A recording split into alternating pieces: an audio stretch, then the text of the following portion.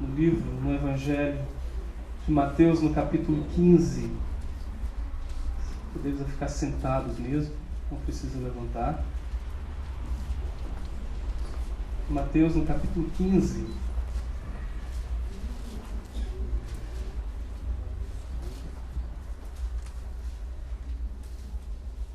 Aquele que tem ouvidos para ouvir, ouça.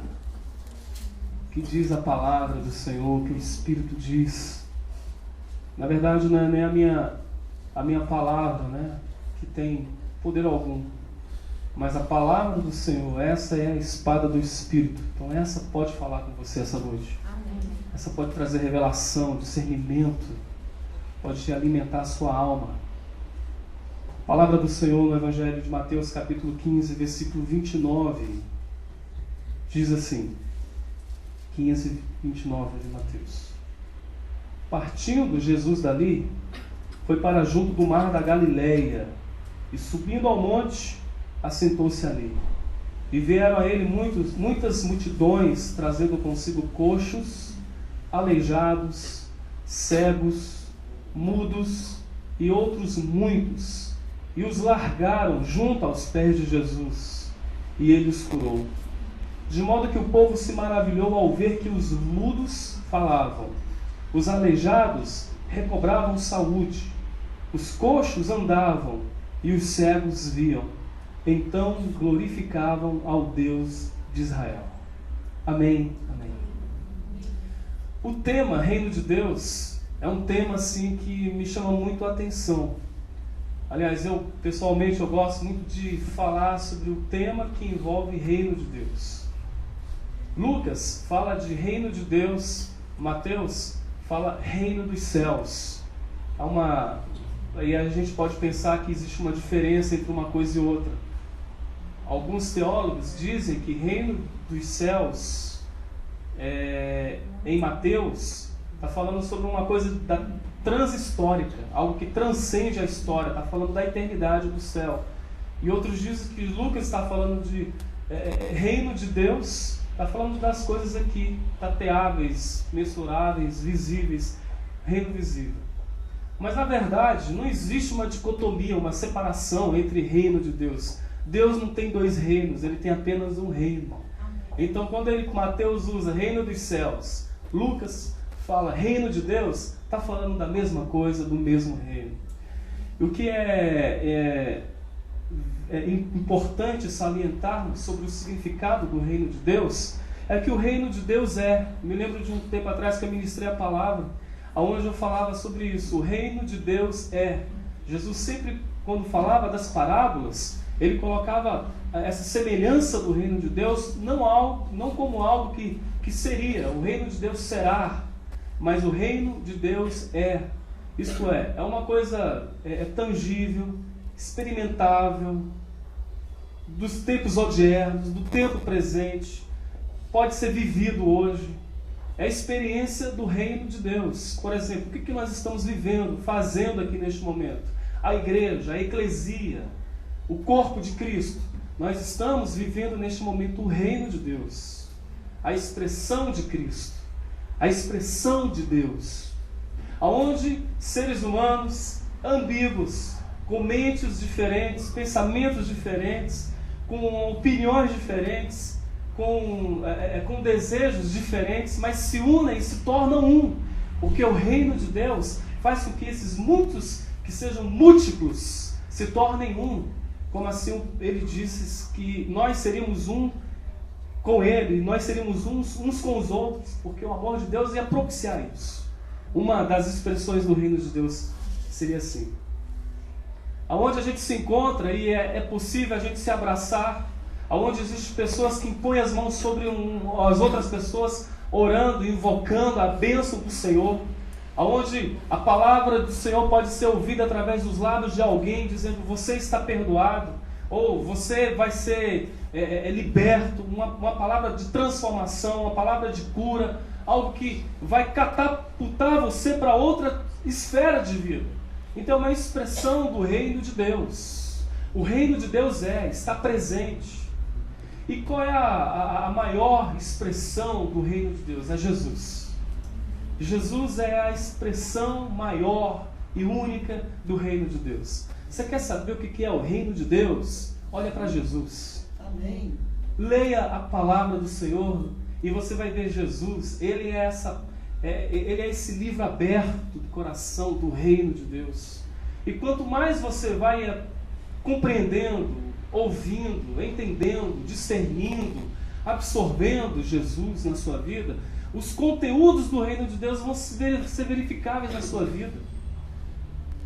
Aquilo que o reino de Deus traz consigo, que é a paz, a santificação, a alegria, o encontro com Deus, e todas as possibilidades que o reino de Deus pode nos apresentar, em Jesus a gente pode viver, experimentar e expressar. E parece ser tão distante de nós isso. Não, isso foi com Paulo, isso foi com Pedro, isso foi com João. E foi justamente com esses pessoal, com esses nomes bem comuns mesmo. Foi com João, foi com Maria, é com Zezinho, é com Joaquim. É esses que estão com as mãos calejadas, é que tem rosto enrugado. É gente que tem nome, pode expressar o reino de Deus através das nossas vidas, através de cada um de nós. Basta a gente deixar ser absorvido pela eternidade, absorver Jesus. Então, como eu disse, Jesus ele é a expressão máxima do reino.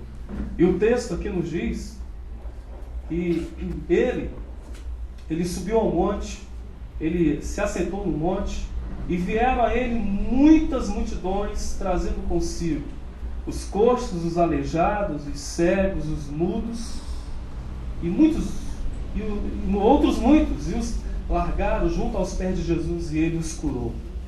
Agora olha só, Jesus ele sobe no monte, vem uma multidão atrás de Jesus, e juntamente com essa multidão, o que é interessante é que vem sendo pessoas sendo trazidas no colo, nas costas, empurrado, ou com algum meio de locomoção, porque até as pessoas que estão ali, que vão se aproximando de Jesus, que vão sendo levados, porque coxo por si só, o aleijado, o cego, por si só talvez ele não poderia chegar até Jesus, ele estava sendo levado por alguma outra pessoa, estava sendo encaminhado.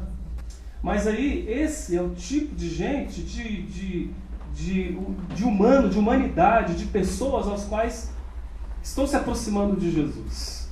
E o texto é claro que Jesus a todos curou. Amém. Todos eles. Todos foram curados. Não ficou ninguém ali que não recebesse a bênção. Uma expressão do reino de Deus foi a cura daquele povo.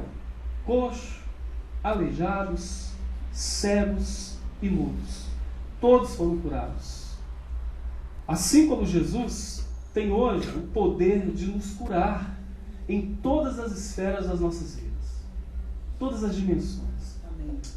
Porque eu penso, analisando esse texto, numa reciprocidade entre as doenças que estão no nível físico e material com as doenças que estão habitando o nível espiritual, no nível espiritual.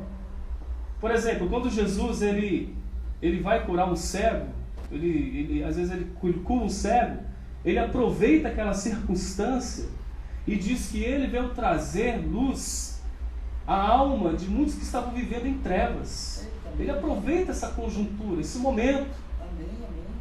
Então, por exemplo, também Lucas 9, se não me engano Lucas 9, nos tem o caso de Jesus chamando algumas pessoas para poder segui-lo.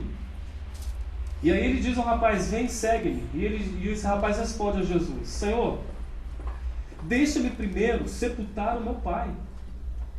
E Jesus responde a ele: olha, deixa os mortos sepultarem aos seus próprios mortos. Tu, porém, vai e prega o reino dos céus, o reino de Deus. Aparentemente, Jesus foi indelicado. Não, ele se apropriou de um momento que está falando de morte, de defunto, de gente que morreu, perdeu a vida. Ele responde daquela forma para provocar, para tentar fazer com que a mente daquele rapaz ele pensasse.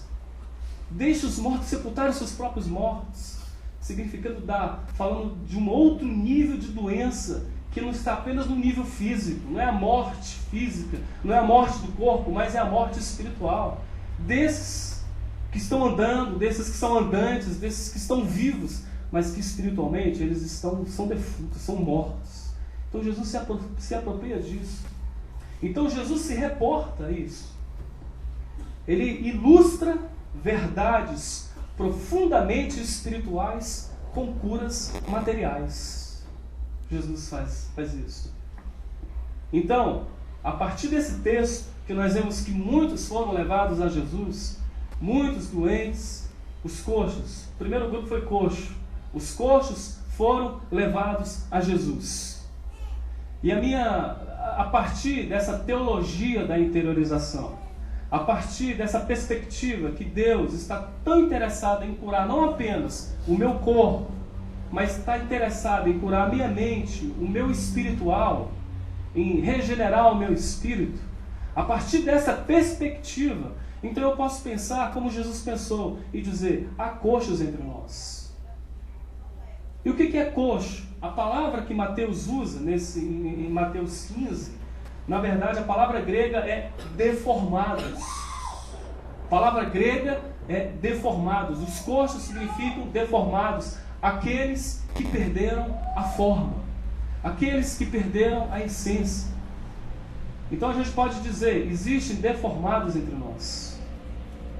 Pessoas que devem se aproximar de Jesus, porque em algum momento da sua vida, a sua essência, a sua forma, aliás, a forma que Deus inculcou, a forma que Deus formou mesmo, a forma que Deus é originário, é uma coisa primária, que Deus colocou no nosso coração, que foi pureza, que foi as coisas lícitas, que foi a comunhão com Ele, a comunhão com o Senhor, a comunhão com Deus. A gente está próximo de Deus. Isso de alguma forma foi tocado pelo pecado. O pecado inundou, o pecado absorveu essa essência e deformou a natureza humana. Por isso que a gente pode dizer sem medo: há coxos entre nós, gente deformada e precisando mais uma vez recuperar a sua forma, a sua essência. E quais são os níveis dos deformados, dos que são coxos entre nós? Lembrando que coxos, a palavra grega, significado são deformados. A gente pode encontrar gente que está deformado na área da mentira. Já mentiu tanto, mente tanto, que a sua mentira acaba se tornando uma verdade. Eu estava lendo sobre um escritor, escreveu um livro sobre mentiras. E ele diz que em 10 minutos o ser humano ele mente pelo menos 3 vezes. Em cada 10 minutos o ser humano ele mente 3 vezes. Eu achei isso assim, incrível. Porque realmente nós temos uma facilidade de querer mentir. E nós sabemos que o diabo é o pai da mentira. E toda mentirinha vai levar uma mentirona também. E aí às vezes você não está bem, você não está legal, e alguém te pergunta: e aí, como vai você? Legal? Não, está tudo bem, está tudo ótimo. E você sabe que você não está. Mentiu. E você não se assume como você está naquele momento. E talvez a sua vida esteja sendo uma mentira neste momento. Está deformado. A sua vida com o Senhor, a sua vida com você mesmo, a sua vida nos seus negócios, uma deformação na honestidade, não consegue fazer coisas honestas, coisas lícitas, não sabe tratar as coisas de uma forma às claras, sempre tem que ser no obscuro, no oculto. Tem coisas aí que estão ainda no quarto escuro, que precisam ser trazidos à luz para serem tratados. Isso tem a ver com o quê? Com uma deformidade no seu caráter, deformidade no coração, deformidade na sua vida, na mentira, nos negócios. E também as áreas, essa área aqui é terrível, que é a área sexual, onde nós vemos uma proliferação, um crescimento dessa área sexual. O sexo é algo que Deus criou assim perfeito e lindo, para ser desfrutado pelos filhos de Deus de uma forma responsável, correta. Mas o que o diabo fez? O que o pecado fez? Cria a pedofilia. O problema não é o sexo em si. O problema foi a pedofilia. O problema foi a promiscuidade. O problema foi aquilo que é templo do Espírito, que é o nosso corpo sendo usado como instrumento para deformar, para tirar a forma daquilo que Deus criou.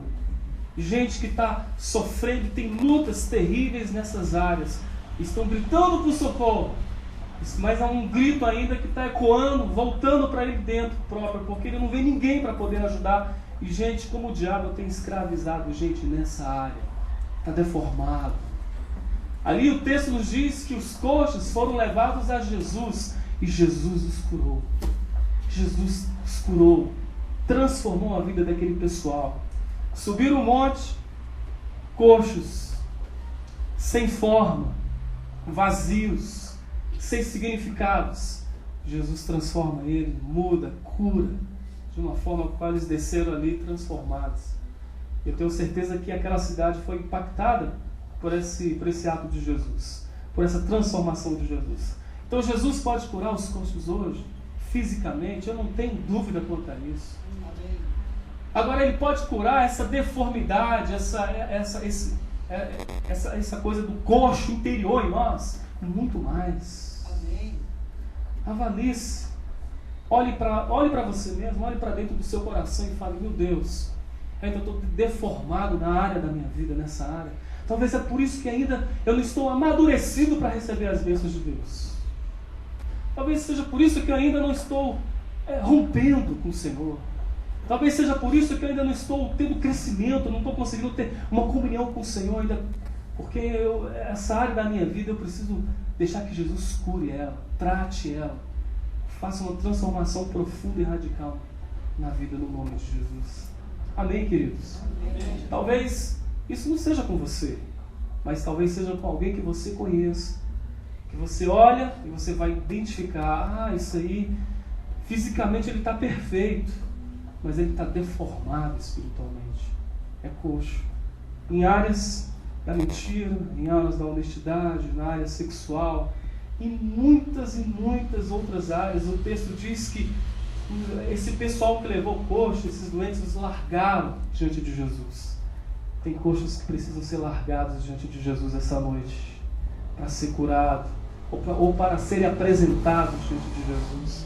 Assim como eles levaram esses coxos, você pode levar também muito coxo de Jesus essa noite, através da sua oração, através da sua intercessão, através de um convite que você pode fazer para estarem aqui, por exemplo, nas quartas-feiras à noite, para ouvir essa palavra do reino de Deus, essa palavra da expressão do reino de Deus, que pode curar e transformar as vidas no nome de Jesus. Amém, amém. Então, coxos, aleijados. Quem são os aleijados? Vamos abrir Mateus capítulo 18, só algumas páginas da frente. 8, versículo 8, no capítulo 18 de Mateus. Os coxos, os aleijados. Então, dessa perspectiva, dessa teologia da interiorização, quem são os aleijados? Olha só: portanto, se a tua mão ou teu pé te faz tropeçar, corta-o e lança-o fora de ti. Melhor é entrares na vida manco ou aleijado do que, tendo duas mãos ou dois pés, seres lançado no fogo eterno. Então observe que Jesus diz que o aleijado, do ponto de vista de Jesus, é um homem que não tem. Ele está dizendo: se a tua mão, o teu pé te faz tropeçar, corta e lança, retira, arranca. Melhor entrar na vida sem isso, sem essa parte do teu corpo. Então entra aleijado, isto é, alguém que não tem mão, que não tem pé, que não tem um olho. É alguém que, o aleijado, segundo Jesus, é alguém em quem falta alguma coisa. Falta. É um homem incompleto, insuficiente, que não está pleno. E todo homem é insuficiente, é incompleto, é incapaz até ter um encontro com Jesus Cristo. Todo homem. Mesmo que você seja uma pessoa bacana, legal. Ah, Senhor, mas eu não preciso de Jesus, eu não concordo com isso, de eu ser uma pessoa incompleta, uma pessoa vazia, eu não preciso de salvação. Eu sou um cara bacana, eu trabalho, eu estudo, eu faço a minha faculdade, eu escuto boas músicas, MPB, sou um cara tranquilo, não desejo mal a ninguém, não estou fazendo nada de errado, eu não preciso disso, eu não preciso de Jesus. Mas a grande questão que a pessoa precisa de Jesus não é por aquilo que a pessoa faz ou deixa de fazer. Hoje as pessoas precisam se encontrar com Cristo, porque é justamente por aquilo que habitam elas, é aquilo que elas são. Não é o que você faz que torna você pecador, mas é aquilo que você é em sua natureza. Por isso que você precisa tanto de Jesus, é insuficiente sem Ele. Mesmo que você seja uma pessoa bacana, legal, curte boas músicas, tem boas amizades, não deseja mal para ninguém. Você pega um indivíduo que ele é um bandido, é um estuprador, e você pega esse indivíduo que assim se diz, é uma pessoa bacana. Um faz determinada coisa e o outro não. Mas essencialmente, eles são a mesma coisa, porque o que vai identificá-los não é o que um faz ou o que o outro não faz, mas é aquilo que habita neles, a essência do pecado. Aleijão existencial. Mas fora esse, você vai encontrar de cabo a rabo. Você vai encontrar esses aleijões, esses que faltam todos os dias na vida. É gente que está faltando paz. É gente que diz, está faltando sentido para a minha vida. Está faltando eu saber exatamente o que eu tenho que fazer da minha existência. Quais são o chão da vida, aonde que eu tenho que pisar com passos firmes, com passos certos, com passos corretos. É gente sem sentido de existência. Pessoas que estão procurando rumo para a sua vida. Por isso que tem tanta gente que estão se suicidando, que estão tirando a sua vida, que estão morrendo ainda sem existir. A morte não chegou, mas já estão desistindo da vida. Não estão vivendo, estão apenas vegetando na existência. E o diabo se aproveita dessa desistência, dessa falência da vida, desse aleijão que está incrustado dentro do ser, do coração. E aí vem a depressão, vem o dessignificado da existência, vem todas as coisas, e aí vai introjetando que falta, e que você não é capaz de suprir isso. Isso me faz lembrar muito a história do filho pródigo, que é esse que abandona o pai. O pai aqui é Deus, e ele tem essa ilusão de que ele vai sair, ele vai absorver a vida. O dia que eu pegar esse dinheiro, e assim ele pensa, eu vou sair, eu vou beijar todas as bocas possíveis, eu vou me relacionar com todas as pessoas possíveis, eu vou experimentar todas as coisas possíveis, e assim ele faz. Mas ele vai descobrindo que a vida não estava tratando ele como ele esperava, que quanto mais ele queria sentir, ele queria provar, ele queria ter, mais vazio ele estava se sentindo. Ele estava sendo comido por dentro, estava sendo vilipendiado, estava havendo um estupro mental na vida dele, porque aquilo estava sugando ele, estava absorvendo a sua vida, e ele começou a sentir falta. Não foi apenas os recursos financeiros, não foi apenas os recursos materiais, mas foi a falta do aconchego, do lar, da existência. Meu irmão, quando a gente conhece a Deus, se a gente trilhar o caminho do filho pródigo, é assim que nós vamos nos sentir, com essa falta da eternidade, com essa falta do peito de Deus, com essa falta da casa de Deus, com essa falta dos braços do Senhor, porque é assim que ele se sentiu. Sempre vai faltar algo na vida daqueles que ainda não conhecem mesmo Jesus. Todo homem é insuficiente até ter um encontro com Jesus, seja ele quem for. E aí vai faltando. O segundo Jesus aleijado é esse, que falta alguma coisa. Faltando a alegria, faltando o amor, falta a paz. Enquanto o homem não tem essa experiência com o Senhor Jesus, enquanto Cristo não é formado dentro do homem, enquanto os braços de Jesus não se estendem dentro do homem, enquanto as pernas de Jesus não se estiram dentro do homem, enquanto o Espírito de Jesus não é posto no homem, esse homem continuará um aleijão existencial. Falta, falta e faltará sempre. Por isso que precisa de Jesus todos os dias. Todos nós precisamos. Os coxos, os aleijados e os cegos. O texto diz que os cegos foram levados a Jesus. Homens que não viam, tateavam, estavam nas trevas, sem rumo, sem saber para onde ir, não tinham referência, não tinham direção, não tinham visão, eram os cegos. Gente cega que não vê, escuridão. Você é assim? Ou você conhece alguém assim? Você é cego, apesar de você ter dois olhos que enxergam muito bem as coisas visíveis. Você é cego, isto é, você vê Deus, você realmente vê Jesus, você vê a verdade, você consegue ver as realidades visíveis do reino de Deus. O teu olhar está impregnado do amor e da graça de Deus, você enxerga Jesus mesmo, porque há um sintoma inconfundível para aqueles que são cegos. Está lá em Evangelho de João, capítulo 12, 35. Aquele que anda nas trevas não sabe para onde vai. Cegueira espiritual. Aqueles que andam nas trevas não sabem para onde vão, para onde vai.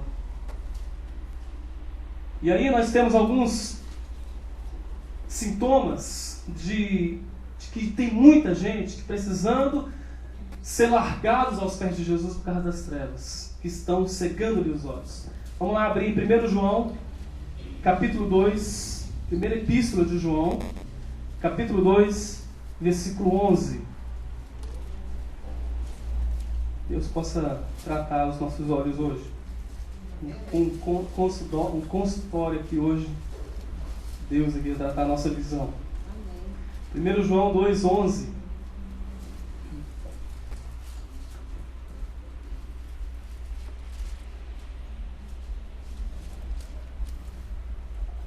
Aquele, porém, que odeia seu irmão está nas trevas, e anda nas trevas, e não sabe para onde vai, porque as trevas lhe cegaram os olhos. Uma coisa que nos cega, o ódio, a irreconciliação, a amargura guardada, o rancor, relacionamentos quebrados, gente com a qual você olha e você olha com um olhar preconceituoso, e diz, dessa eu não me aproximo, dessa eu não me aproximo.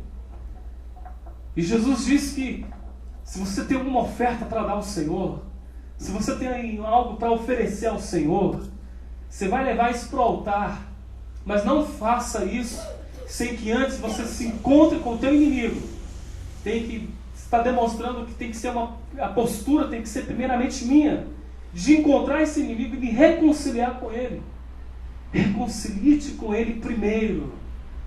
Vai construir pontes de reconciliação. Vai atrás de gente que está com o coração ferido, quebrado. Gente com qual você sabe que precisa ouvir perdão. Gente que sabe que o perdão oferecido vai ser a cura para a alma para essa pessoa. Gente que vai ver essa postura sua de levantar essa bandeira da paz, da aproximação, da construção dessa ponte. E você vai ver o que o reino de Deus vai acontecer, o que o reino de Deus vai proporcionar nesse encontro e nesse momento. E Jesus está dizendo que os cegos foram curados por ele naquele momento. E que um sintoma daqueles que hoje são cegos são aqueles que estão andando nas trevas. Por quê? Por que estão andando nas trevas? Porque odeiam o seu irmão, estão andando nas trevas, não sabem para onde vai. Tem gente hoje com a qual você tem que abraçar hoje, olhar nos olhos e dizer: meu amigo, meu irmão, me perdoe. Talvez você tenha que olhar para sua esposa e dizer essa palavra que às vezes fica entalado na nossa garganta e a gente não consegue dizer. Parece que a gente está se rebaixando, mas é o contrário. E dizer assim: me perdoe. Eu preciso me reconciliar com você. Eu não posso odiar você. Eu não posso ter inimizade com você. Eu não posso ter rancor com você, ainda mais no corpo de Cristo. É onde Jesus disse que nós seríamos um. Esse um não significa que a gente não ia ter problemas, mas diz que seriam problemas menores do que esse amor que tem o poder de nos unir mesmo. Seria bem menor. Então o ódio cega. Talvez você esteja com o coração hoje cheio de ódio, ou conheça alguém que tem esse coração cheio de ódio.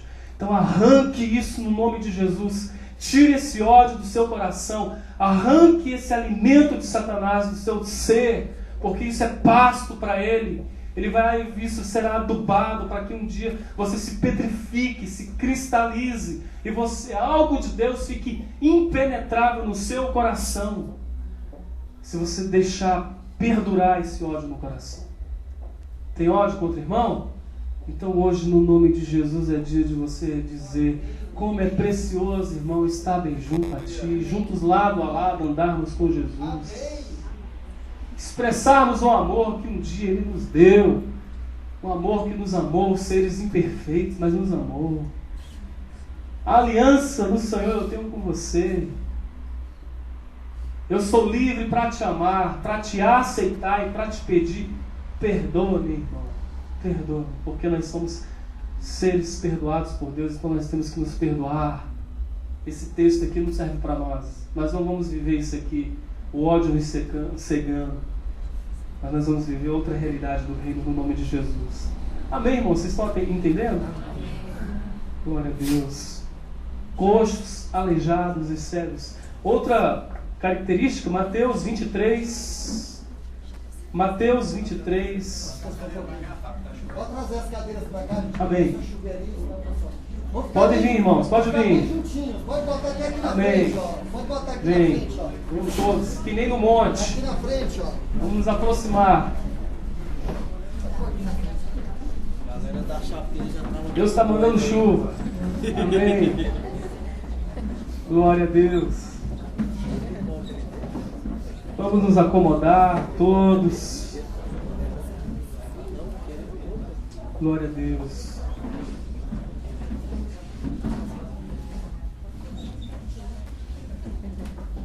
Agora pode bater a foto. Que maravilha, que coisa linda essa igreja. Vamos todos juntos. Mateus, continuando a nossa... Mateus 23, versículo 25 a 26. 25, 26, no capítulo 23 de Mateus diz assim: ai de vós, escribas e fariseus, hipócritas, porque limpais o exterior do copo e do prato, mas estes por dentro estão cheios de rapina e intemperança. Fariseu cego, limpa primeiro o interior do copo, para que também o seu exterior fique limpo. Olha só, outro sintoma aqui daquele que está cego, que Jesus denuncia. Jesus pega pesado aqui. Ele olha aquele grupo, ele olha os religiosos, ele olha os fariseus. E fariseu meu Deus, Jesus não teve dó, não teve pena, não. Você sabe que Jesus, quando ele viu a prostituta, ele viu o pecador, ele viu o publicano, ele tratou com muita graça, porque ele viu que era gente que estava com o coração aberto. Mas quando se tratava desses camaradas, gente, Jesus pegou pesado. Ele sabia que tinha que ser olho no olho, verdade, confronto, diálogo, conversa. Essas coisas que a gente precisa ter hoje no nome de Jesus. E tem gente que foge disso, né? O pastor quer falar comigo, ou alguém quer falar comigo, eu vou fugir. Porque sabe que vai haver confronto. Mas olha só, o que cega a gente? Além do ódio, hipocrisia, fariseus, hipócritas.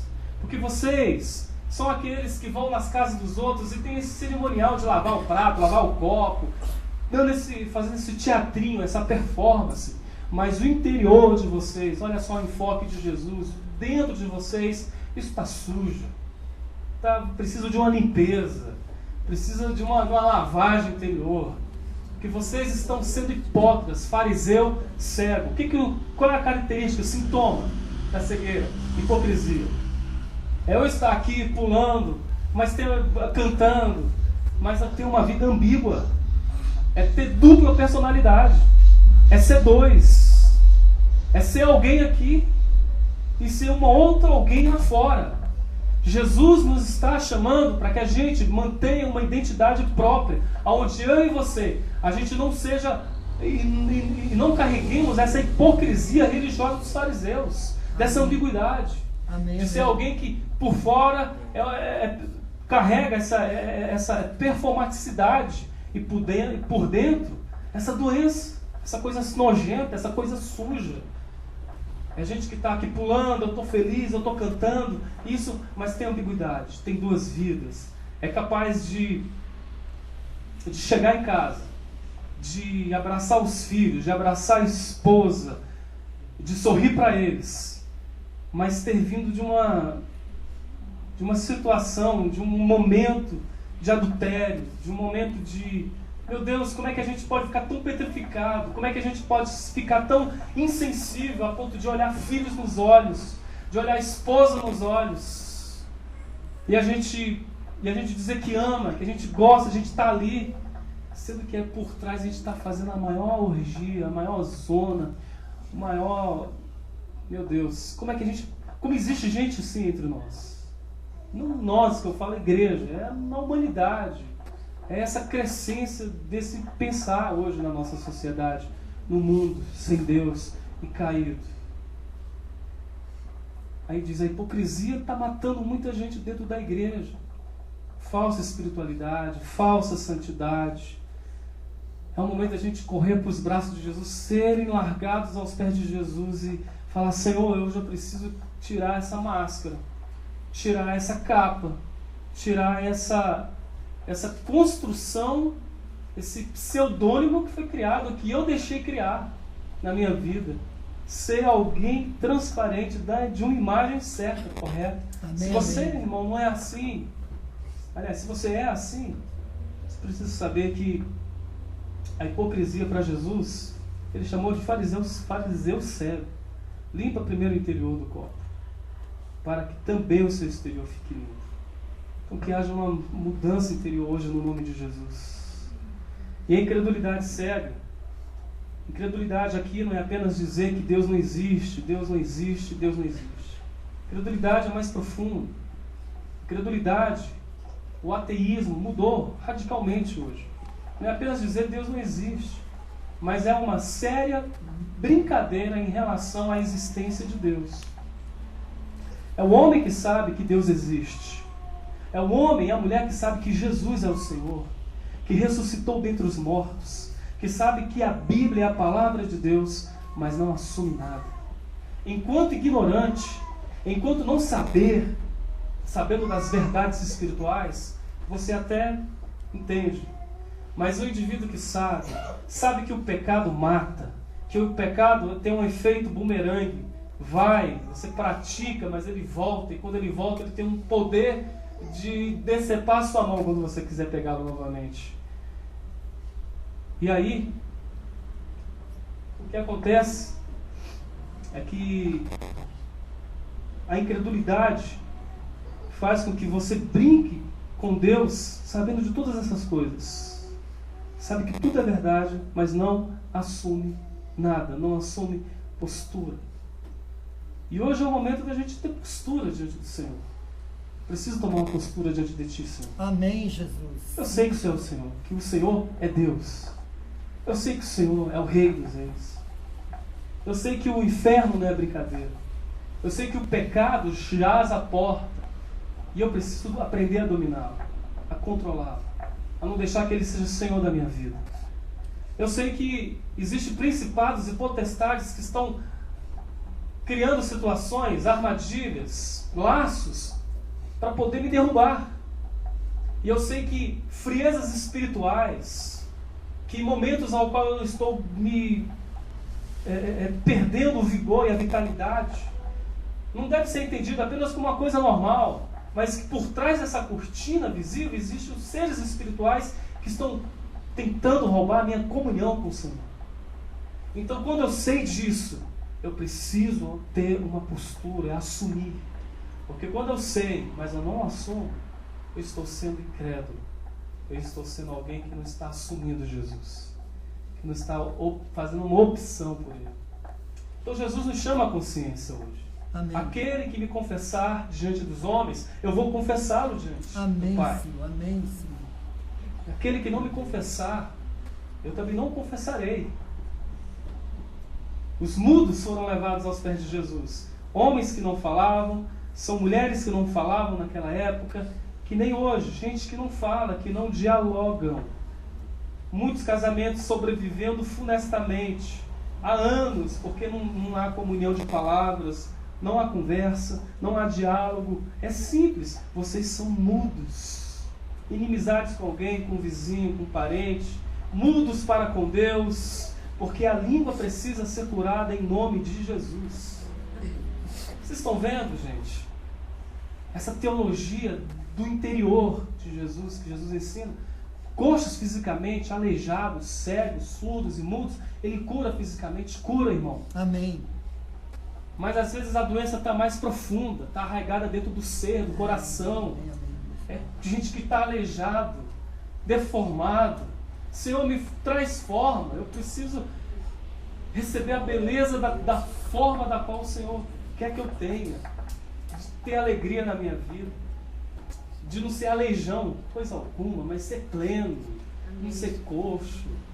De ser alguém que vê Deus, que vê Jesus, que vê irmãos, que enxergue realidades antes não percebíveis, não enxergáveis, realidades ao qual eu estava cego, mas agora eu posso ver. Aleluia. Jesus põe a mão Obrigado, e diz: Espírito veja, Santo. enxergue. Amém. É da tua vontade, Senhor? Sim, é da vontade do Senhor hoje, no nome de Jesus. Amém. Curar a gente disso. Porque o texto diz que eles foram largados aos pés de Jesus. Eu gosto disso aí, dá uma sensação de estar aqui, Jesus. Eles foram largados, carregados e arremessados aos pés de Jesus. A palavra grega usada aqui é o mesmo termo utilizado para alguém que arremessa peso. É arremessado. Significa que os homens que carregavam esses deformados também estavam tão cansados que os arremessaram aos pés de Jesus. Aí temos duas lições. Eles estavam nos limites das suas forças. Nos limites das suas forças. Carga pesada, fardo difícil. Era hora de parar. Chega de ser coxo, chega de ser aleijado, de viver essa cegueira espiritual, de ser mudo, de não poder expressar, de não poder falar, de não poder dialogar, de ser alguém que não escuta, que não tem diálogo. Estavam nos limites das suas forças. Pode estar acontecendo com qualquer um. Há anos, muito tempo talvez, carregando deformidades no seu caráter. Essa língua mentirosa, essa perversão sexual, e você já não aguenta mais, você quer se ver livre disso. Você não quer mais, não suporta mais isso, você quer ser alguém pleno por conhecer Jesus e quer ser livre disso. Aleluia. Então largue Amém, hoje aos pés de Senhor. Jesus. Em nome de Jesus. Não aguenta mais, está no limite.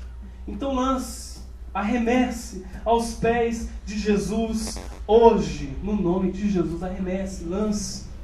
Essa compulsão violenta, essa coisa que está me dominando, essa coisa que está me destruindo, essa coisa que está me dilacerando por dentro, que seja lá o que seja, isso que está em você, se é que você tem, se for o seu caso, no nome de Jesus, lance-se aos pés de Jesus. Amém, Senhor.